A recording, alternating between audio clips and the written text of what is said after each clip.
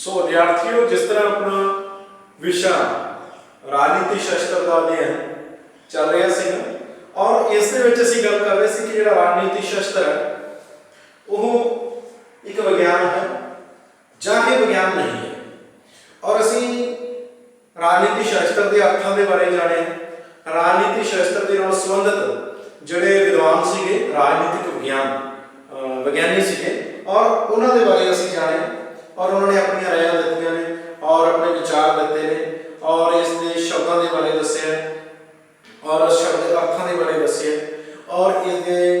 जिहड़ी कारजां दे बारे दस्सिया। तां असीं इहदे अध्ययन तों यही कुछ ना कुछ अंदाजे लाउणे ने कि यह विज्ञान है जां नहीं है। इस दे बारे असीं पिछले लैक्चर दे विच असीं गल कीती सी कि राजनीति शास्त्र एक विज्ञान है। असीं उस दे नाल जिहड़े संबंधित उन्होंने सानूं इस तरह के विचार दिते सी कि जिसनूं पढ़ के या जिसका अध्ययन करके ये समझा जा सकता कि राजनीति शास्त्र है वो एक विज्ञान है, क्योंकि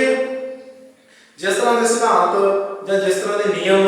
या जिस तरह के जिहड़े कारज ने वो एक विज्ञान विषय के विच होंदे ने, उस तरह के जिहड़े कारज ने वो राजनीति शास्त्र के विच भी ने। उस तो असीं अंदाजा लाया कि यह विज्ञान है।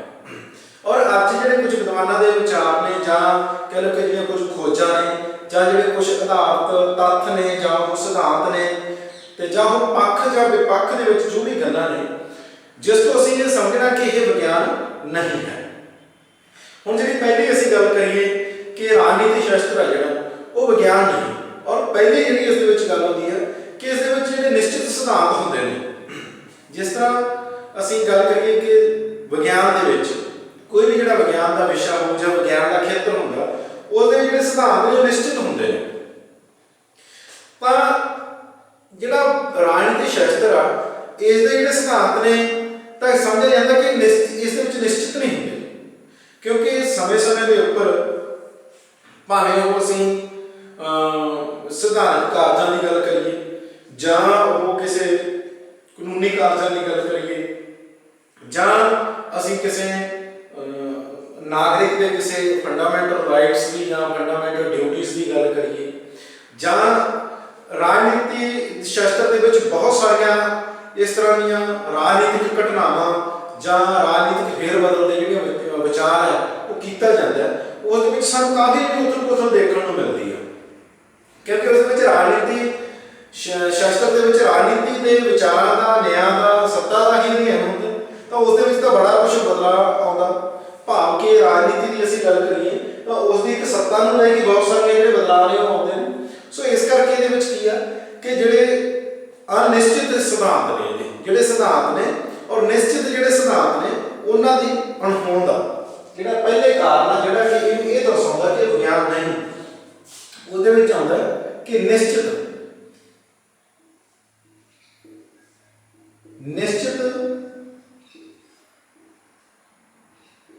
सिद्धांतां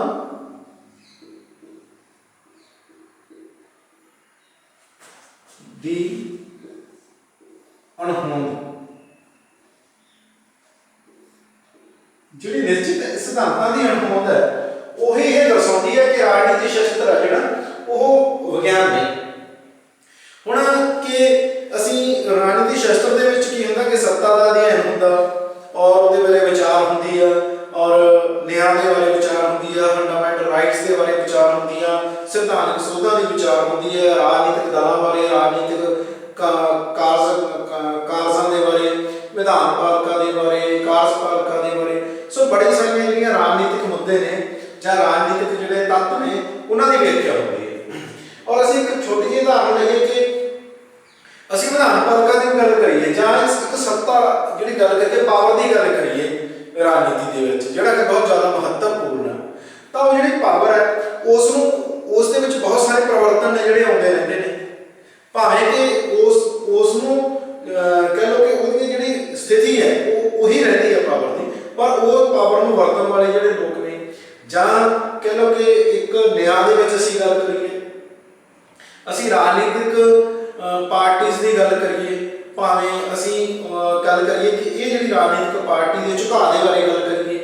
राजनीतिक पार्टी के विच वख-वख शख्सियतां ने असीं उन्हां दी गल करिए, तां वो जिहड़े सिद्धांत ने सिद्धांत ਸਿਧਾਂਤ ਦੀ ਵਰਤੋਂ ਵੀ ਕਿਵੇਂ ਕਰਨੀ ਹੈ, ਸਿਧਾਂਤ ਦੀ ਜਿਹੜੀ ਕਹਿ ਲਓ ਕਿ ਸਿਧਾਂਤ ਦੀ ਭੂਮਿਕਾ ਕੀ ਹੈ, ਉਹਦੀ ਭੂਮਿਕਾ ਕਿਵੇਂ ਨਿਭਾਉਣੀ ਆ। ਇੱਕ ਅਸੀਂ ਇਹ ਗੱਲ ਕਰਦੇ ਕਿ ਕੁਝ ਜਿਹੜੇ ਸ਼ਖਸੀਅਤਾਂ ਹੁੰਦੀਆਂ ਨੇ ਜਾਂ ਕੁਝ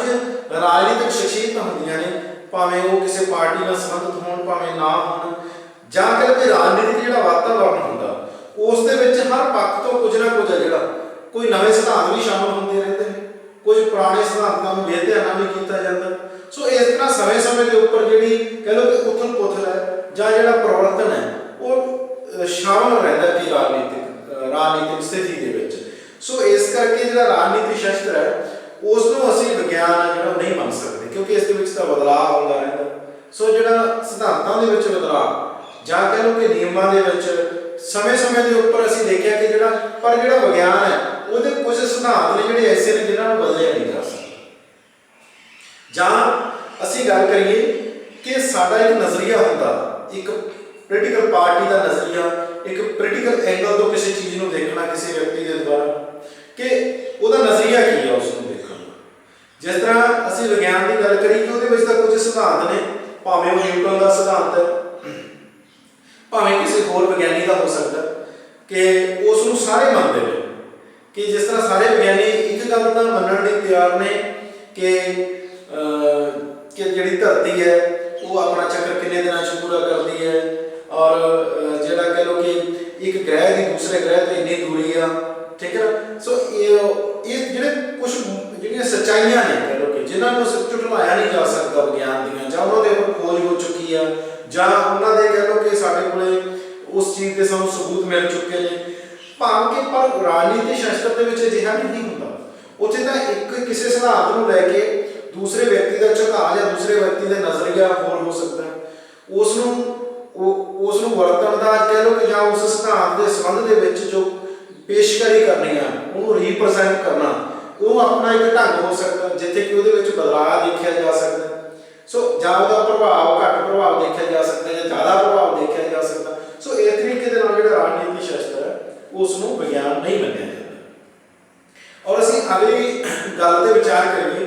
ਕਿ ਜਿਹੜੀ ਕਿ ਇਹ ਸਾਨੂੰ ਸਮਝਾਉਂਦੀ ਹੈ ਕਿ ਰਾਜਨੀਤੀ ਸ਼ਾਸਤਰ ਵਿਗਿਆਨ ਨਹੀਂ। ਉਸ ਦੇ ਵਿੱਚ ਆਉਂਦਾ ਹੈ ਕਿ ਪ੍ਰਯੋਗ ਸੰਭਵ ਨਹੀਂ ਹੈਗੇ,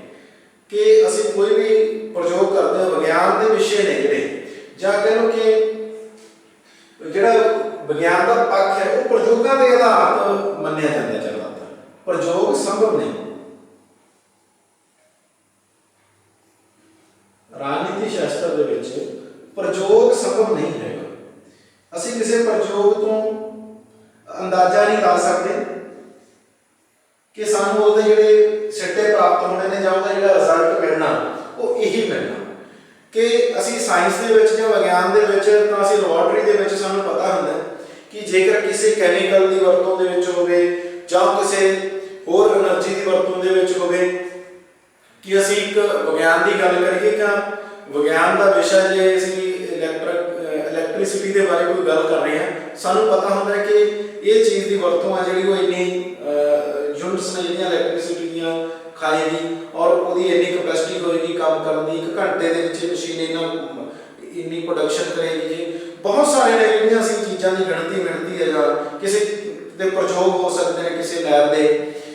ਪਰ ਰਾਜਨੀਤੀ ਸ਼ਾਸਤਰ ਦੇ ਵਿੱਚ ਜਾਂ ਕਹਿ ਲਓ ਕਿ ਰਾਜਨੀਤੀ ਸ਼ਾਸਤਰ ਜਿਹਦਾ ਜਿਹੜਾ ਆਧਾਰ ਹੈ ਰਾਜਨੀਤੀ,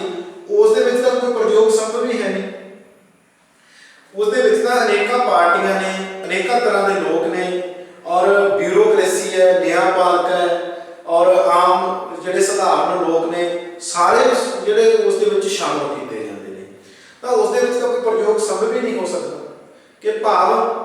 ਕਿਸੇ ਸਮੇਂ ਦੇ ਵਿੱਚ ਕਿਸੇ ਸਮਾਜ ਦੇ ਲੋਕਾਂ ਦਾ ਝੁਕਾਅ ਕਿੱਧਰ ਹੋ ਸਕਦਾ ਹੈ, ਕਿਸੇ ਸਮੇਂ ਲੋਕਾਂ ਦਾ ਝੁਕਾਅ ਕਿੱਧਰ ਹੋ ਸਕਦਾ ਹੈ। ਅਸੀਂ ਰਾਜਨੀਤੀ ਸ਼ਾਸਤਰ ਦੇ ਵਿੱਚ ਗੱਲ ਕਰੀਏ ਕਿ ਜੇ ਅਸੀਂ ਚੋਣਾਂ ਦਾ ਅਧਿਐਨ ਕਰਨਾ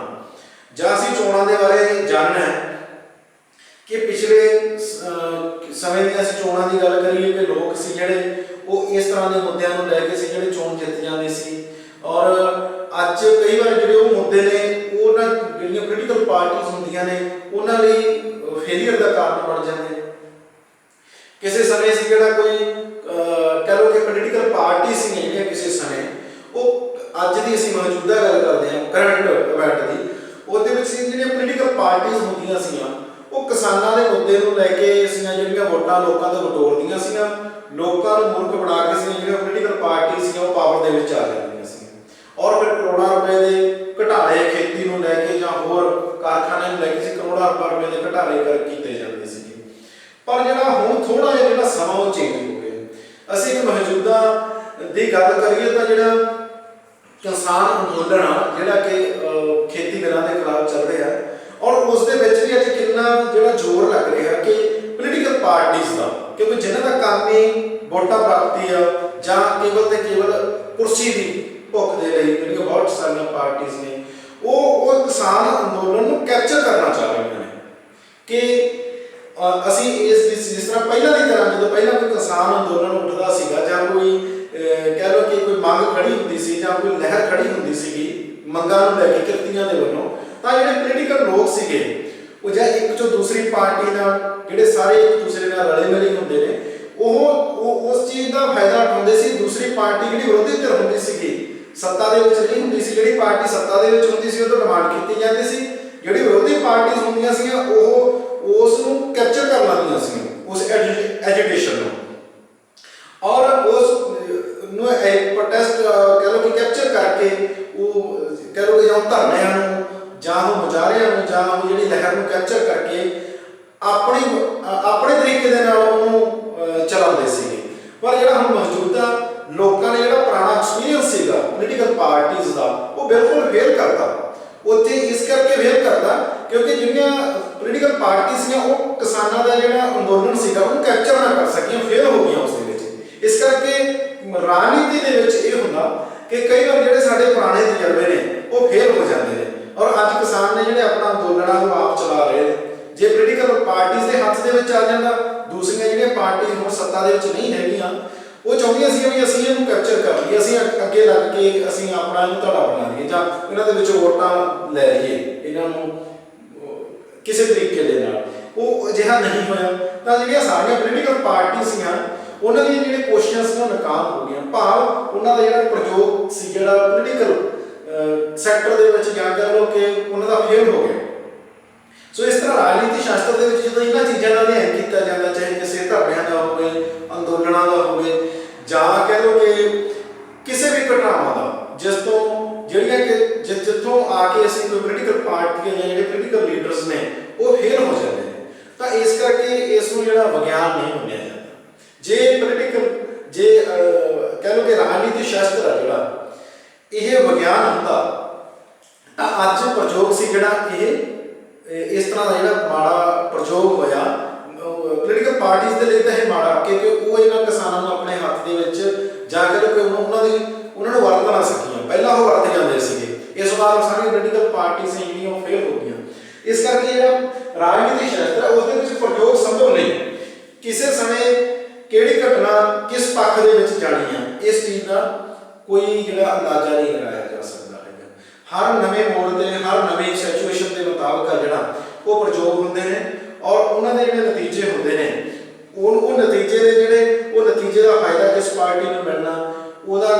ਰਾਜਨੀਤੀ ਦੇ ਵਿੱਚ ਕੀ ਪ੍ਰਭਾਵ ਪੈਣਾ, ਉਹਦਾ ਨਕਾਰਾਤਮਕ ਪ੍ਰਭਾਵ ਪੈਣਾ ਜਾਂ ਉਹਦਾ ਸਕਾਰਾਤਮਕ ਪ੍ਰਭਾਵ ਪੈਣਾ, ਇਸ ਚੀਜ਼ ਦੇ ਬਾਰੇ ਕੁਝ ਕਲੀਅਰ ਨਹੀਂ ਹੁੰਦਾ। ਸੋ ਜਿਹੜਾ ਰਾਜਨੀਤੀ ਸ਼ਾਸਤਰ ਹੈ ਇਸ ਕਰਕੇ ਉਹ ਵਿਗਿਆਨ ਨਹੀਂ ਹੈ। ਔਰ ਅਸੀਂ ਅਗਲੀ ਗੱਲ ਕਰੀਏ, ਅਗਲੀ ਗੱਲ ਦੇ ਵਿੱਚ ਆਉਂਦਾ ਹੈ ਕਿ ਭਵਿੱਖਬਾਣੀ ਸੰਭਵ ਨਹੀਂ। ਜੋ ਅਸੀਂ ਪਹਿਲਾਂ ਗੱਲ ਕੀਤੀ ਆ ਕਿ ਭਵਿੱਖ ਦੇ ਬਾਰੇ ਕੁਝ ਨਹੀਂ ਜਾਣਿਆ ਜਾ ਸਕਦਾ। ਕਈ ਵਾਰ ਅਸੀਂ ਦੇਖਦੇ ਹਾਂ ਕਿ ਰਾਜਨੀਤੀ ਸ਼ਾਸਤਰ ਹੈ ਜਿਹੜਾ ਜਦੋਂ ਇਹਦਾ ਅਧਿਐਨ ਕਰਨ ਤੋਂ ਪਤਾ ਲੱਗਦਾ ਕਿ ਜਿਹੜੇ ਰਾਜਨੀਤਿਕ ਪਾਰਟੀਆਂ ਦੇ ਲੀਡਰਸ ਹੁੰਦੇ ਨੇ ਉਹ ਕਈ ਵਾਰ ਵਕਤ ਨੂੰ ਦੇਖ ਕੇ ਆਪਣੀਆਂ ਪਾਰਟੀਆਂ ਬਦਲ ਲੈਂਦੇ ਨੇ ਔਰ ਕਈ ਵਾਰ ਉਹ ਆਪਣੇ ਮੁੱਦੇ ਬਦਲ ਲੈਂਦੇ ਨੇ। ਭਵਿੱਖ ਦੇ ਬਾਰੇ ਕੁਝ ਨਹੀਂ ਕਿਹਾ ਜਾ ਸਕਦਾ ਕਿ ਅੱਜ ਜੋ ਵਿਅਕਤੀ ਇਮਾਨਦਾਰ ਆ ਉਹ ਆਉਣ ਵਾਲੇ ਸਮੇਂ ਦੇ ਵਿੱਚ ਘਪਲੇ ਨਹੀਂ ਕਰੇਗਾ। ਘਪਲੇ ਕਰ ਵੀ ਇਮਾਨਦਾਰੀ ਹੈ ਜਿਹੜੀ ਉਹਨਾਂ ਦੇ ਵਿੱਚ ਨਹੀਂ ਟਿਕ ਸਕਦੀ ਹੈਗੀ। ਤਾਂ ਅਸੀਂ ਕਹਾਂਗੇ ਭਵਿੱਖ ਦੇ ਵਿੱਚ ਅਸੀਂ ਇਹਨਾਂ ਦੇ ਬਾਰੇ ਕੋਈ ਅੰਦਾਜ਼ਾ ਨਹੀਂ ਲਗਾਇਆ ਜਾ ਸਕਦਾ ਕਿ ਜਾਂ ਜਿਹੜਾ ਕੋਈ ਕਾਨੂੰਨ ਅੱਜ ਬਣਦਾ ਜਾਂ ਉਹ ਖੇਤੀ ਨੂੰ ਲੈ ਕੇ ਹੋਵੇ ਜਾਂ ਸਾਡੇ ਕਿਸੇ ਕਾਰਪੋਰੇਟ ਘਰਾਣਿਆਂ ਨੂੰ ਲੈ ਕੇ ਹੋਵੇ, ਉਹ ਕਾਨੂੰਨ ਆ ਜਿਹੜਾ ਜਨਤਾ ਦੇ ਪੱਖ ਦੇ ਵਿੱਚ ਜਾਏਗਾ ਜਾਂ ਉਹ ਪੋਲੀਟੀਕਲ ਪਾਰਟੀ ਦੇ ਪੱਖ ਦੇ ਵਿੱਚ ਜਾਏਗਾ ਕਿ ਜਾਂ ਉਹ ਪੂਰੇ ਦੇਸ਼ ਦੇ ਪੱਖ ਦੇ ਵਿੱਚ ਜਾਏਗਾ, ਇਸ ਦੇ ਬਾਰੇ ਕੋਈ ਅਜਿਹਾ ਅੰਦਾਜ਼ਾ ਨਹੀਂ ਲਗਾਇਆ ਜਾ ਸਕਦਾ ਹੁੰਦਾ। ਸੋ ਇਸ ਦੇ ਵਿੱਚ ਅਗਲਾ ਜਿਹੜੀ ਗੱਲ ਆਉਂਦੀ ਹੈ ਕਿ ਭਵਿੱਖਬਾਣੀ ਸੰਭਵ ਨਹੀਂ ਹੈਗੀ। ਜਿਹੜਾ ਸਭ ਤੋਂ ਮਹੱਤਵਪੂਰਨ ਭਵਿੱਖਬਾਣੀ ਸੰਭਵ ਨਹੀਂ, ਵਿਗਿਆਨ ਦੇ ਵਿੱਚ ਸੰਭਵ ਹੁੰਦੀ ਹੈ। ਕਿਉਂਕਿ ਵਿਗਿਆਨ ਦੇ ਵਿੱਚ ਜਦੋਂ ਅਸੀਂ ਕਿਸੇ ਵੀ ਮਸ਼ੀਨ ਦੀ ਗੱਲ ਕਰਦੇ ਹਾਂ ਔਰ ਕਿਸੇ ਖੋਜ ਦੀ ਗੱਲ ਕਰਦੇ ਹਾਂ ਔਰ ਕਿਸੇ ਜੰਤਰ ਦੀ ਗੱਲ ਕਰਦੇ ਹਾਂ ਜਾਂ ਅਸੀਂ ਆਪਣੇ ਕਿਸੇ ਐਕਸਪੈਰੀਮੈਂਟ ਦੀ ਗੱਲ ਕਰਦੇ ਹਾਂ, ਕਿਸੇ ਕੈਮੀਕਲਸ ਦੀ ਗੱਲ ਹੋ ਸਕਦੀ ਹੈ, ਭਾਵੇਂ ਉਹ ਕਿਸੇ ਵੀ ਅਸੀਂ ਵਿਗਿਆਨ ਦੇ ਖੇਤਰ ਦੀ ਗੱਲ ਕਰਦੇ ਹਾਂ, ਤਾਂ ਸਾਨੂੰ ਉਹਦਾ ਭਵਿੱਖ ਤੈਅ ਹੁੰਦਾ ਜਾਂ ਕਿ ਅਸੀਂ ਆਉਣ ਵਾਲੇ ਸਮੇਂ 'ਚ ਇਸ ਪ੍ਰਾਪਤੀ ਕਰ ਲਵਾਂਗੇ ਜਾਂ ਅਸੀਂ ਇੰਨੀ ਪ੍ਰੋਡਕਸ਼ਨ ਕਰ ਲਵਾਂਗੇ ਜਾਂ ਅਸੀਂ ਇਸ ਨਤੀਜੇ ਤੇ ਪਹੁੰਚ ਜਾਵਾਂਗੇ। ਸੋ ਇਸ ਤਰ੍ਹਾਂ ਬਹੁਤ ਸਾਰੀਆਂ ਜਿਹੜੀਆਂ ਟੈਕਨੀਕਲ ਜਿਹੜੇ ਪੁਆਇੰਟ ਹੁੰਦੇ ਨੇ ਉਹਨਾਂ ਦੇ ਵਿੱਚ ਅਸੀਂ ਭਵਿੱਖਬਾਣੀ ਕਰ ਸਕਦੇ ਹੁੰਦੇ ਹਾਂ। ਪਰ ਹੁਣ ਅਸੀਂ ਰਾਜਨੀਤੀ ਸ਼ਾਸਤਰ ਦੀ ਗੱਲ ਕਰੀਏ ਤਾਂ ਅੱਜ ਅਸੀਂ ਉਹੀ ਇਵੈਂਟ ਨੂੰ, ਜੋ ਨਵਾਂ ਇਵੈਂਟ ਸਾਡਾ ਹੁਣ ਮੌਕੇ ਤੇ ਚੱਲ ਰਿਹਾ ਕਿਸਾਨੀ ਅੰਦੋਲਨ ਦਾ, ਅਸੀਂ ਇਸ ਦੀ ਗੱਲ ਕਰੀਏ। ਸਭ ਤੋਂ ਪਹਿਲਾਂ ਤਾਂ ਅਸੀਂ ਜਿਹੜਾ ਪੋਲੀਟੀਕਲ ਪਾਰਟੀਆਂ ਨੇ ਜਿਹੜੀਆਂ ਕਿ ਅੱਜ ਸੱਤਾ ਦੇ ਵਿੱਚ ਨਹੀਂ ਹੈਗੀਆਂ, ਜਿਸ ਤਰ੍ਹਾਂ ਭਾਜਪਾ ਜਿਹੜੀ ਉਹ ਸੱਤਾ ਦੇ ਵਿੱਚ ਹੈ, ਜਿਹੜੀਆਂ ਬਾਕੀ ਪਾਰਟੀਆਂ ਨੇ ਚਾਹੇ ਉਹ ਖੇਤਰੀ ਪਾਰਟੀਆਂ ਹੋਣ, ਪੰਜਾਬ ਦੀਆਂ ਖੇਤਰੀ ਪਾਰਟੀਆਂ ਦੀ ਅਸੀਂ ਗੱਲ ਕਰੀਏ, ਉਹ ਸੱਤਾ ਦੇ ਵਿੱਚ ਨਹੀਂ ਹੈਗੀਆਂ। ਉਹਨਾਂ ਨੂੰ ਉਹਨਾਂ ਦੀ ਕੋਸ਼ਿਸ਼ ਸੀਗੀ ਕਿ ਇੱਕ ਵਾਰ ਕੋਈ ਜਿਹੜਾ ਐਜੂਕੇਸ਼ਨ ਤੋਂ ਸ਼ੁਰੂ ਹੋ ਜਾਣ, ਕਿਸਾਨ ਅੰਦੋਲਨ ਸ਼ੁਰੂ ਹੋ ਜਾਣ, ਫਿਰ ਅਸੀਂ ਕਿਸਾਨਾਂ ਨੂੰ ਆਪਦੇ ਹਿੱਤ ਦੇ ਲਈ ਜਾਂ ਆਪਦੀਆਂ ਵੋਟਾਂ ਦੇ ਲਈ ਵਰਤਣਾ ਗਣਿਆ। ਉਹਨਾਂ ਦੀਆਂ ਇਹ ਪਲਾਨਿੰਗਸ ਚੱਲ ਰਹੀਆਂ ਸੀ ਸਾਰੀਆਂ ਪਾਰਟੀਆਂ ਦੀਆਂ, ਔਰ ਉਹ ਜਿਹੜੀ ਉਹਨਾਂ ਨੇ ਭਵਿੱਖਬਾਣੀ ਆਪਣੇ ਮਨ ਦੇ ਵਿੱਚ ਸੋਚੀ ਹੋਈ ਸੀਗੀ ਉਹ ਸਾਰੀ ਫੇਲ ਹੋ ਗਈ। ਔਰ ਕਿਸਾਨਾਂ ਨੇ ਕੀ ਸੀਗਾ ਕਿ ਆਪਣਾ ਅੰਦੋਲਨ ਸੀ ਜਿਹੜਾ ਆਪਣੇ ਹੱਥ ਦੇ ਵਿੱਚ ਰੱਖਿਆ, ਕਿਸੇ ਦੇ ਹੱਥ ਦੇ ਵਿੱਚ ਨਹੀਂ ਦਿੱਤਾ। ਇਹਦੇ ਕਾਰਨ ਕੀ ਹੋ ਗਿਆ ਕਿ ਜਿਹੜੀ ਉਹਨਾਂ ਦੀ ਭਵਿੱਖਬਾਣੀ ਕੀਤੀ ਹੋਈ ਸੀਗੀ ਉਹ ਕਹਿ ਲਓ ਕਿ ਉਹ ਪੂਰੀ ਨਹੀਂ ਹੋਈ ਹੈਗੀ। ਉਸੇ ਤਰ੍ਹਾਂ ਅਸੀਂ ਕਹਿ ਸਕਦੇ ਕਿ ਜਦੋਂ ਕੋਈ ਕਾਨੂੰਨ ਪਾਸ ਹੁੰਦਾ, ਜਦੋਂ ਕੋਈ ਆਰਡੀਨੈਂਸ ਆਉਂਦੇ ਨੇ, ਜਿਸ ਤਰ੍ਹਾਂ ਕਈ ਖੇਤਰਸ ਦੇ ਵਿੱਚ ਨੇ ਜਿਹੜੇ ਜਾਂ ਕਹਿ ਲਓ ਕਈ ਦੇਸ਼ਾਂ ਦੇ ਵਿੱਚ ਉਸ ਤਰ੍ਹਾਂ ਦੇ ਜਿਹੜੇ ਕਾਨੂੰਨ ਹੁੰਦੇ ਨੇ ਜਾਂ ਉਸ ਤਰ੍ਹਾਂ ਦੇ ਜਿਹੜੇ ਆਰਡੀਨੈਂਸ ਪਾਸ ਕੀਤੇ ਹੁੰਦੇ ਨੇ, ਉਹ ਜਨਤਾ ਦੇ ਲਈ ਬਹੁਤ ਜ਼ਿਆਦਾ ਕਹਿ ਲਓ ਕਿ ਲਾਭਕਾਰੀ ਹੁੰਦੇ ਨੇ, ਜਾਂ ਉਹ ਕਹਿ ਲਓ ਕਿ ਬਾਕੀ ਜਿਹੜੀਆਂ ਧਿਰਾਂ ਹੋ ਜਾਂਦੀਆਂ ਨੇ, ਕਿਉਂਕਿ ਵੱਖ-ਵੱਖ ਵਰਗਾਂ ਦੇ ਲੋਕ ਰਹਿੰਦੇ ਨੇ। ਕਈ ਵਾਰ ਕੁਝ ਆਰਡੀਨੈਂਸ ਹੁੰਦੇ ਨੇ ਕਿਸੇ ਖਾਸ ਵਰਗ ਨੂੰ ਫਾਇਦਾ ਦਿੰਦੇ ਨੇ, ਕਈ ਵਾਰ ਆਰਡੀਨੈਂਸ ਹੁੰਦੇ ਨੇ ਜੋ ਸਾਰੇ ਦੇਸ਼ ਲਈ ਕਹਿ ਲਓ ਕਿ ਫਾਇਦੇਮੰਦ ਹੁੰਦੇ ਨੇ। ਸੋ ਅਲੱਗ-ਅਲੱਗ ਦੇਸ਼ਾਂ ਦੀਆਂ ਅਲੱਗ-ਅਲੱਗ ਪਾਲਿਸੀਜ਼ ਦੇ ਮੁਤਾਬਕ ਜਾਂ ਅਲੱਗ-ਅਲੱਗ ਉਹਨਾਂ ਦਾ ਵਾਤਾਵਰਨ ਦੇ ਮੁਤਾਬਕ ਜਾਂ ਅਲੱਗ-ਅਲੱਗ ਉਹਨਾਂ ਦੇ ਖੇਤਰਾਂ ਦੇ ਮੁਤਾਬਕ, ਜਿਸ ਤਰ੍ਹਾਂ ਸਾਡਾ ਖੇਤੀ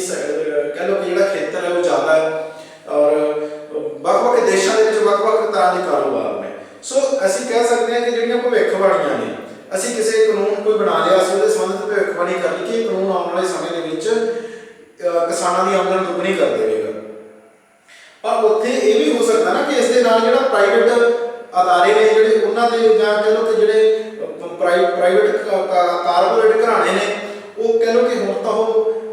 ਤੋਂ ਵੀ ਜਿਹੜੀ ਉਹਨਾਂ ਦੇ ਵਿੱਚ ਵੱਧ ਉਹ ਪਾਵਰ ਕੈਪਚਰ ਕਰਨ ਜਾਂ ਜਿਹੜਾ ਪੂੰਜੀ ਦਾ ਵਹਾਅ ਹੈ ਜਾਂ ਕਹਿ ਲਓ ਕਿ ਪੂੰਜੀ ਦੀ ਜਿਹੜੀ ਜਮਾਖੋਰੀ ਹੈ ਉਹ ਉਹਨਾਂ ਕੋਲ ਵੱਧ ਜਾਏ, ਦੇਸ਼ ਹੋਰ ਜ਼ਿਆਦਾ ਗਰੀਬ ਹੋ ਜਾਏ। ਸੋ ਇਸ ਦੇ ਬਾਰੇ ਅਸੀਂ ਕੋਈ ਅੰਦਾਜ਼ਾ ਜਾਂ ਕੋਈ ਭਵਿੱਖਬਾਣੀ ਨਹੀਂ ਕਰ ਸਕਦੇ। ਹਾਂ, ਅਜਿਹਾ ਵੀ ਹੋ ਸਕਦਾ ਕਿ ਇਹਦੇ ਨਾਲ ਕੀ ਹੈ, ਜਿਹੜੇ ਆਮ ਲੋਕ ਨੇ ਉਹਨਾਂ ਨੂੰ ਬਹੁਤ ਜ਼ਿਆਦਾ ਫਾਇਦਾ ਮਿਲੇ, ਪ੍ਰਾਈਵੇਟ ਸੈਕਟਰ ਦੇ ਵਿੱਚ ਉਹਦੇ ਨਾਲ ਕੰਪੀਟੀਸ਼ਨ ਵੀ ਆਊਗਾ। ਸੋ ਇਹਦੇ ਨਾਲ ਅਸੀਂ ਇਹੀ ਕਹਿ ਸਕਦੇ ਹਾਂ ਕਿ ਜਿਹੜੇ ਭਵਿੱਖ ਨੂੰ ਲੈ ਕੇ ਅਸੀਂ ਭਵਿੱਖਬਾਣੀਆਂ ਕਰਦੇ ਹਾਂ ਕਿ ਇਵੇਂ ਹੋਏਗਾ ਜਾਂ ਇਵੇਂ ਨਹੀਂ ਹੋਏਗਾ। ਜਿਸ ਤਰ੍ਹਾਂ ਪੋਲੀਟੀਕਲ ਪਾਰਟੀ ਦਾ ਜਿਹੜਾ ਭਵਿੱਖਬਾਣੀ ਕੀਤੀ ਹੋਈ ਸੀਗੀ ਕਿ ਅਸੀਂ ਕਿਸਾਨੀ ਦੀਆਂ ਵੋਟਾਂ ਨੂੰ ਅਸੀਂ ਕੈਪਚਰ ਕਰ ਲਾਂਗੇ, ਉਹ ਉਹਨਾਂ ਦੀ ਭਵਿੱਖਬਾਣੀ ਸੀ ਜਿਹੜੀ ਫੇਲ ਹੋ ਗਈ ਜਾਂ ਉਹਨਾਂ ਨੇ ਸੋਚਿਆ ਹੋਇਆ ਸੀਗਾ। ਉਸੇ ਤਰੀਕੇ ਦੇ ਨਾਲ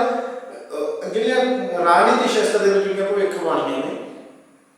ਉਹ ਸੰਭਵ ਨਹੀਂ ਹੈਗੀਆਂ ਜਾਂ ਉਹ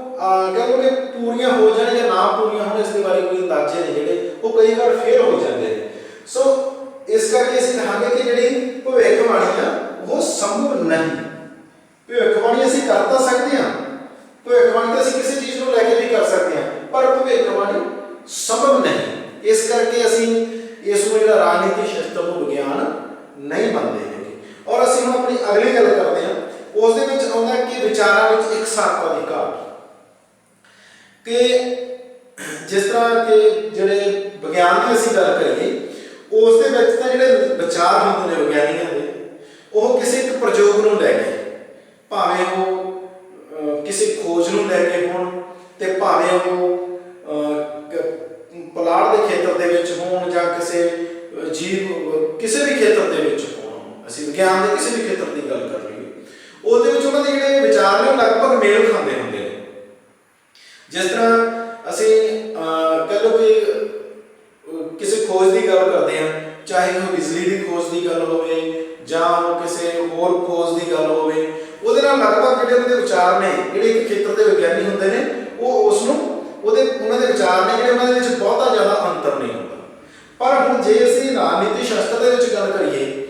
ਉਹਦੇ ਵਿੱਚ ਜਦੋਂ ਅਸੀਂ ਅਧਿਐਨ ਕਰਦੇ ਹਾਂ ਤਾਂ ਸਾਨੂੰ ਪਤਾ ਲੱਗਦਾ ਕਿ ਵੱਖ-ਵੱਖ ਪਾਰਟੀਆਂ ਦੇ ਵੱਖ-ਵੱਖ ਵਿਚਾਰ ਨੇ ਔਰ ਵੱਖ-ਵੱਖ ਸ਼ਖਸੀਅਤਾਂ ਨੇ, ਉਹਨਾਂ ਦੇ ਵੱਖ-ਵੱਖ ਵਿਚਾਰ ਨੇ, ਔਰ ਇੱਕ ਕਾਨੂੰਨ ਨੂੰ ਲੈ ਕੇ ਜਾਂ ਇੱਕ ਸੰਵਿਧਾਨ ਦੇ ਕਿਸੇ ਹਿੱਸੇ ਨੂੰ ਲੈ ਕੇ ਜਾਂ ਕਿਸੇ ਇੱਕ ਆਰਟੀਕਲ ਨੂੰ ਲੈ ਕੇ ਦੋ ਵਿਅਕਤੀਆਂ ਦੇ ਵੱਖ-ਵੱਖ ਵਿਚਾਰ ਹੋ ਸਕਦੇ ਨੇ। ਸੋ ਇਸੇ ਤਰੀਕੇ ਦੇ ਨਾਲ ਅਸੀਂ ਇਹ ਕਹਿ ਸਕਦੇ ਹਾਂ ਕਿ ਜਿਹੜੀ ਵਿਚਾਰਾਂ ਦੇ ਵਿੱਚ ਇਕਸਾਰਤਾ ਦੀ ਘਾਟ ਹੈ, ਉਹ ਇਹੀ ਦਰਸਾਉਂਦੀ ਹੈ ਕਿ ਜਿਹੜਾ ਰਾਜਨੀਤੀ ਸ਼ਾਸਤਰ ਹੈ ਉਹ ਵਿਗਿਆਨ ਨਹੀਂ, ਕਿਉਂਕਿ ਵਿਗਿਆਨ ਦੇ ਵਿੱਚ ਤਾਂ ਜਿਹੜੇ ਵਿਚਾਰ ਨੇ ਉਹ ਥੋੜੇ ਲਾ ਲਈਏ ਤਾਂ ਉਹ ਮਿਲਦੇ ਜੁਲਦੇ ਹੁੰਦੇ ਨੇ, ਚਾਹੇ ਇੱਕ ਪ੍ਰਯੋਗ ਨੂੰ ਲੈ ਕੇ ਹੁਣ ਜੇ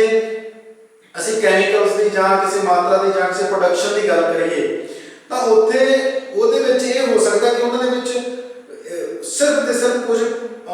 ਅੰਸ਼ਾਂ ਦਾ ਜਾਂ ਕੁਝ ਇਕਾਈਆਂ ਦਾ ਫਰਕ ਰੱਖ ਕੇ ਵੀ ਪ੍ਰਯੋਗ ਕੀਤਾ ਜਾ ਸਕੇ, ਪਰ ਉਸਦਾ ਇਹ ਉਲਟ ਤਾਂ ਨਹੀਂ ਹੋ ਸਕਦਾ ਕਿ ਇੱਕ ਵਿਗਿਆਨੀ ਆ ਜਿਹੜਾ ਉਹ ਪਾਣੀ ਦੀ ਹੋਂਦ ਨੂੰ ਨਾ ਮੰਨੇ ਤਾਂ ਇੱਕ ਆ ਜਿਹੜਾ ਪਾਣੀ ਦੀ ਹੋਂਦ ਨੂੰ ਮੰਨੇ। ਸੋ ਇਸ ਕਰਕੇ ਬਹੁਤ ਸਾਰੇ ਜਿਹੜੇ ਵਿਚਾਰ ਨੇ, ਜਾਂ ਅਸੀਂ ਕਹਿੰਦੇ ਕਿ ਕੁਝ ਜਿਹੜੇ ਲਗਭਗ ਵਿਗਿਆਨੀ ਨੇ, ਭੂਗੋਲ ਵਿਗਿਆਨੀਆਂ ਦੀ ਅਸੀਂ ਗੱਲ ਕਰੀਏ ਤਾਂ ਉਹ ਕਹਿੰਦੇ ਨੇ ਕਿ ਧਰਤੀ ਦਾ ਜਿਹੜਾ ਆਕਾਰ ਹੈ ਉਹ ਗੋਲ ਹੈ ਜਾਂ ਉਹ ਅੰਡਾਕਾਰ ਹੈ। ਤਾਂ ਲਗਭਗ ਜਿਹੜੇ ਵਿਗਿਆਨੀ ਨੇ ਉਹ ਇਹੀ ਮੰਨਦੇ ਨੇ ਕਿ ਧਰਤੀ ਹੈ ਜਿਹੜੀ, ਉਹਦਾ ਆਕਾਰ ਜਿਹੜਾ ਗੋਲ ਆ, ਉਹ ਇੰਨੇ ਦਿਨਾਂ ਦੇ ਵਿੱਚ ਚੱਕਰ ਲਾਉਂਦੀ ਆ, ਉਸ ਦੇ ਉੱਪਰ ਜਿਹੜੇ ਜਵਾਰ ਭਾਟ ਆ ਉਹ ਇਸ ਤਰ੍ਹਾਂ ਆਉਂਦਾ। ਸੋ ਜਾਂ ਧਰਤੀ ਦੇ ਉੱਪਰ ਅਸੀਂ ਗੱਲ ਕਰੀਏ ਕਿ ਸੱਚਾਈ ਆ ਕਿ ਧਰਤੀ ਦੇ ਉੱਪਰ ਕਿੰਨੇ ਭਾਗ ਦੇ ਵਿੱਚ ਪਾਣੀ ਹੈ ਔਰ ਕਿੰਨੇ ਭਾਗ ਦੇ ਵਿੱਚ ਆ ਜਿਹੜਾ ਉਹ ਥਲ ਹੈ। ਸੋ ਉਸ ਕਰਕੇ ਅਸੀਂ ਕਹਿ ਸਕਦੇ ਕਿ ਜਿਹੜਾ ਵਿਗਿਆਨ ਉਸ ਦੇ ਵਿੱਚ ਜਿਹੜੇ ਵਿਚਾਰ ਨੇ ਉਹਨਾਂ ਦੇ ਵਿੱਚ ਅੰਤਰ ਨਹੀਂ ਹੁੰਦਾ, ਮਿਲਦੇ ਜੁਲਦੇ ਹੁੰਦੇ ਨੇ। ਪਰ ਜਿਹੜੀ ਰਾਜਨੀਤੀ ਸ਼ਾਸਤਰ ਉਸ ਦੇ ਵਿੱਚ ਤਾਂ ਬਿਲਕੁਲ ਕਈ ਵਾਰ ਉਲਟ ਹੁੰਦੇ ਨੇ। ਸੋ ਰਾਜਨੀਤੀ ਸ਼ਾਸਤਰ ਜਿਹੜਾ ਉਹ ਵਿਗਿਆਨ ਨੇ। ਇਹਦੇ ਵਿੱਚ ਅਸੀਂ ਜਿਹੜਾ ਅਗਲੀ ਦੀ ਗੱਲ ਕਰਾਂਗੇ ਉਹ ਹੁੰਦੀ ਹੈ ਕਿ ਵਿਚਾਰਾਂ ਦੀ ਇਕਸਾਰਤਾ ਦੀ ਘਾਟ। ਵਿਚਾਰਾਂ ਵਿੱਚ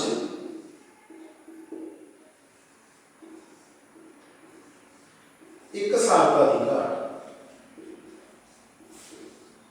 ਕਿਉਂਕਿ ਵਿਚਾਰ ਨੇ ਜਿਹੜੇ ਉਹ ਵਿਗਿਆਨ ਦੇ ਵਿੱਚ ਵੀ ਆਉਂਦੇ ਨੇ ਔਰ ਰਾਜਨੀਤੀ ਸ਼ਾਸਤਰ ਦੇ ਵਿੱਚ ਵੀ ਆਉਂਦੇ ਨੇ, ਪਰ ਉਹਨਾਂ ਦੇ ਵਿੱਚ ਜਿਹੜੀ ਘਾਟ ਇੱਕੋ ਹੀ ਹੈ ਵੀ ਉਹਨਾਂ ਦੇ ਵਿੱਚ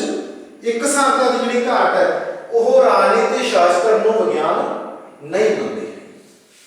ਅਸੀਂ ਅਗਲੀ ਗੱਲ ਕਰੀਏ ਤਾਂ ਉਸ ਦੇ ਵਿੱਚ ਆਉਂਦਾ ਕਿ ਨਿਰਪੱਖ ਖੋਜ ਸੰਭਵ ਨਹੀਂ ਹੈ। ਨਿਰਪੱਖ ਜਿਸ ਵਿੱਚ ਕੋਈ ਪੱਖਪਾਤ ਨਹੀਂ ਹੈ, ਭਾਵ ਕਿ ਅਸੀਂ ਵਿਗਿਆਨ ਦੇ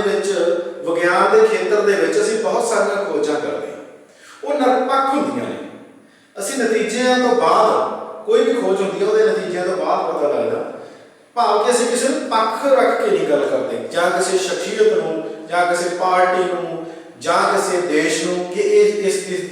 ਕਿਸੇ ਦੇਸ਼ ਦੀ ਖੋਜ ਹੋ ਸਕਦੀ ਆ। ਪਰ ਉਸ ਦਾ ਮਤਲਬ ਇਹ ਥੋੜੀ ਹੈ ਕਿ ਕੇਵਲ ਤੇ ਕੇਵਲ ਉਹਨਾਂ ਨੂੰ ਕੁਦਰਤ ਨੇ ਅਧਿਕਾਰ ਦਿੱਤਾ ਕਿ ਤੁਸੀਂ ਕੋਈ ਕੇਵਲ ਇਹੀ ਦੇਸ਼ ਹੈ ਜਿਹੜਾ ਉਸ ਨੂੰ ਖੋਜ ਕਰ ਸਕਦੇ, ਭਾਵ ਉਸ ਦੇ ਵਿੱਚ ਪੱਖਪਾਤ ਨਹੀਂ ਹੈਗਾ ਵਿਗਿਆਨ ਦੇ ਵਿੱਚ। ਵਿਗਿਆਨ ਦੇ ਮਤਲਬ ਤਾਂ ਇਹ ਹੈ ਕਿ 2 ਤੇ 2 4, ਤਾਂ ਉਹਨਾਂ ਦਾ ਇੱਕ ਜਿਹੜਾ ਕਹਿ ਲਓ ਕਿ ਕਲੀਅਰ ਇਸ ਚੀਜ਼ ਦੇ ਵਿੱਚ ਨਹੀਂ ਕੀਤਾ ਜਾ ਸਕਦਾ। ਪਰ ਜਿਹੜਾ ਰਾਜਨੀਤੀ ਦੇ ਵਿੱਚ ਕੀ ਫਰਕ ਆ ਔਰ ਵਿਗਿਆਨ ਦੇ ਵਿੱਚ ਕੋਈ ਛੋਟੀ ਜਿਹੀ ਅਸੀਂ ਉਦਾਹਰਨ ਲਈਏ ਤਾਂ ਜਿਹੜਾ ਤਾਂ ਹੈਗਾ ਵਿਗਿਆਨ ਔਰ ਜਿਹੜਾ ਤਾਂ ਹੈਗਾ ਵਿਗਿਆਨ ਉਹ ਤਾਂ ਕਹਿੰਦੇ ਜੀ 1 + 1 ਕਿੰਨੇ ਹੁੰਦੇ ਨੇ ਜੀ 2। ਪਰ ਰਾਜਨੀਤੀ ਹੈ ਜਿਹੜੀ, ਜਦੋਂ ਅਸੀਂ ਰਾਜਨੀਤੀ ਸ਼ਾਸਤਰ ਦਾ ਅਧਿਐਨ ਕਰਦੇ ਹਾਂ ਉਸ ਦੇ ਵਿੱਚ ਸਾਨੂੰ ਗਿਆਨ ਹੁੰਦਾ,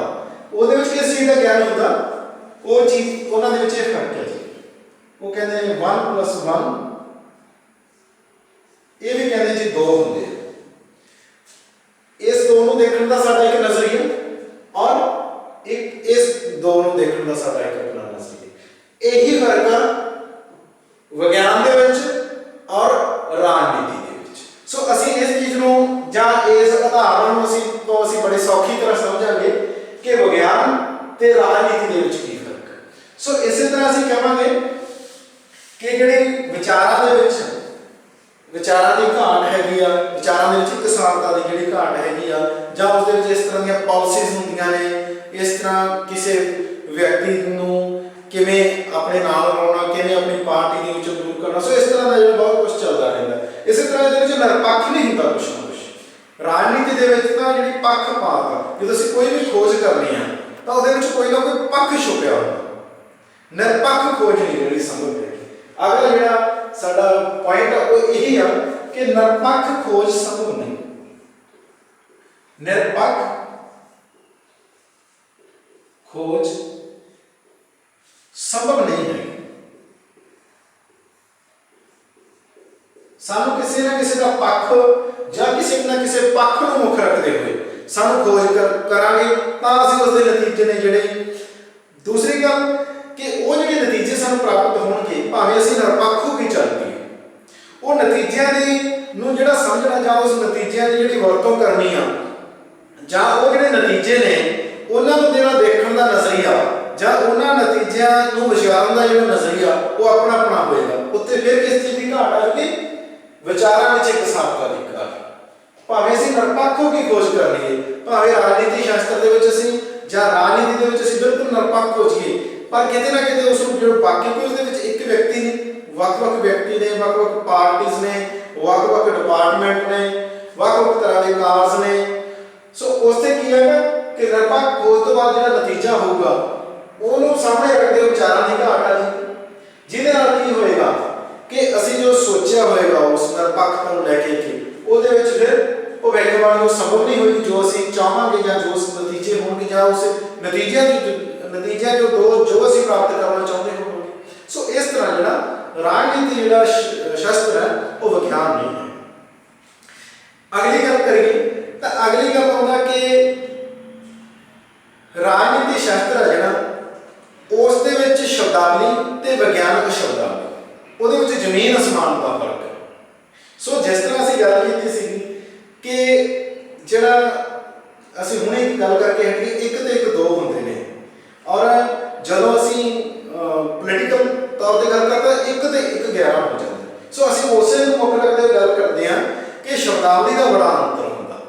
ਕਿ ਵਿਗਿਆਨ ਦੇ ਵਿੱਚ ਜਿਹੜੀ ਸ਼ਬਦਾਵਲੀ ਹੁੰਦੀ ਆ, ਜਿਹੜੇ ਸ਼ਬਦ ਹੁੰਦੇ ਨੇ, ਜਾਂ ਫਾਰਮੂਲਾਸ ਨੂੰ ਲੈ ਕੇ ਹੋਣ ਜਾਂ ਕਿਸੇ ਵਿਚਾਰ ਕਰਨ ਨੂੰ ਲੈ ਕੇ ਹੋਣ, ਉਹ ਬੜੇ ਸਪਸ਼ਟ ਤੇ ਕਲੀਅਰ ਹੁੰਦੇ ਨੇ। ਉਹਨਾਂ ਦਾ ਮਤਲਬ ਮੇਰੇ ਲਈ ਹੋਰ ਜਾਂ ਮੇਰੇ ਵਿਦਿਆਰਥੀਆਂ ਲਈ ਹੋਰ, ਜਾਂ ਵਿਦਿਆਰਥੀਆਂ ਲਈ ਉਹਨਾਂ ਦਾ ਸ਼ਬਦ ਹੋਰ ਤੇ ਮੇਰੇ ਲਈ ਹੋਰ ਨਹੀਂ ਹੋ ਸਕਦਾ। ਵਿਗਿਆਨ ਦੇ ਵਿੱਚ ਜੋ ਮੀਨਿੰਗ ਮੇਰੇ ਲਈ ਹੈ ਉਹੀ ਸ਼ਬਦ ਉਹੀ ਮੀਨਿੰਗ ਹੈ ਜਿਹੜਾ ਮੇਰੇ ਵਿਦਿਆਰਥੀਆਂ ਲਈ ਹੈ। ਜਿਸ ਸ਼ਬਦ ਦਾ ਮੀਨਿੰਗ ਮੇਰੇ ਵਿਦਿਆਰਥੀਆਂ ਲਈ ਜਿਹੜਾ ਮੀਨਿੰਗ ਹੈ ਉਹੀ ਮੀਨਿੰਗ ਮੇਰੇ ਲਈ ਹੋਊਗਾ। ਇਹ ਵਿਗਿਆਨ ਦੇ ਵਿੱਚ ਸਾਰਿਆਂ ਲਈ ਇੱਕੋ ਅਰਥ ਹੁੰਦਾ। ਵਿਗਿਆਨ ਦੇ ਵਿੱਚ ਉਹਦੇ ਵਿੱਚ ਪੱਖਪਾਤ ਨਹੀਂ ਹੁੰਦਾ। ਪਰ ਜਿਹੜੀ ਰਾਜਨੀਤੀ ਆ, ਜਦੋਂ ਅਸੀਂ ਰਾਜਨੀਤੀ ਸ਼ਾਸਤਰ ਦਾ ਅਧਿਐਨ ਕਰਦੇ ਸਾਨੂੰ ਪਤਾ ਲੱਗਦਾ ਜਿਹੜੀ ਰਾਜਨੀਤੀ ਹੈ ਉਹਦੇ ਵਿੱਚ ਇੱਕ ਸ਼ਬਦ ਨੂੰ ਦਾ ਜਿਹੜਾ ਅਰਥ ਹੈ, ਜਦੋਂ ਪ੍ਰੋਪੋਗੰਡਾ ਜਿਹੜਾ ਪ੍ਰੋਪੋਗੰਡਾ ਹੁੰਦਾ ਰਾਜਨੀਤੀ ਦੇ ਵਿੱਚ, ਇਹ ਬਹੁਤ ਜ਼ਿਆਦਾ ਮਾਇਨੇ ਰੱਖਦਾ। ਪ੍ਰੋਪੋਗੰਡਾ ਕਿਸੇ ਮੁੱਦੇ ਨੂੰ ਪੇਸ਼ ਕਿਵੇਂ ਕਰਨਾ, ਕਿਸੇ ਮੁੱਦੇ ਦੀ ਵਿਰੋਧਤਾ ਕਿਵੇਂ ਕਰਨੀ ਹੈ, ਕਿਸੇ ਮੁੱਦੇ ਨੂੰ ਆਪਣੇ ਪੱਖ ਦੇ ਵਿੱਚ ਕਿਵੇਂ ਲੈਣਾ, ਕਿਸੇ ਪੋਲੀਟੀਕਲ ਪਾਰਟੀ ਦੀ ਆਲੋਚਨਾ ਕਿਵੇਂ ਕਰਨੀ ਹੈ, ਕਿਸੇ ਕੰਮ ਦੀ ਆਲੋਚਨਾ ਕਿਵੇਂ ਕਰਨੀ ਹੈ, ਕਿਸੇ ਕੰਮ ਦੀ ਸ਼ਲਾਘਾ ਕਿਵੇਂ ਕਰਨੀ ਹੈ। ਉੱਥੇ ਇੱਕ ਕੁਆਲਿਟੀ ਮੈਟਰ ਕਰਦੀ ਹੈ ਕਿ ਲੀਡਰ ਦੀ ਕੁਆਲਿਟੀ ਕੀ ਆ, ਉਹਦੇ ਲੈਕਚਰ ਦੀ ਕੁਆਲਿਟੀ ਕੀ ਹੈ, ਕਿ ਉਹਨੂੰ ਪੇਸ਼ ਕਿਵੇਂ ਕਰਨਾ। ਭਾਵ ਕਿ ਉੱਥੇ ਜਿਹੜੇ ਸ਼ਬਦਾਂ ਦੇ ਅਰਥ ਨੇ ਉਹ ਕੀ ਕਰਦੇ ਨੇ ਕਿ ਉਹਨਾਂ ਦੇ ਵਿੱਚ ਕਿਤੇ ਨਾ ਕਿਤੇ ਉਹਨਾਂ ਦੀ ਵਰਤੋਂ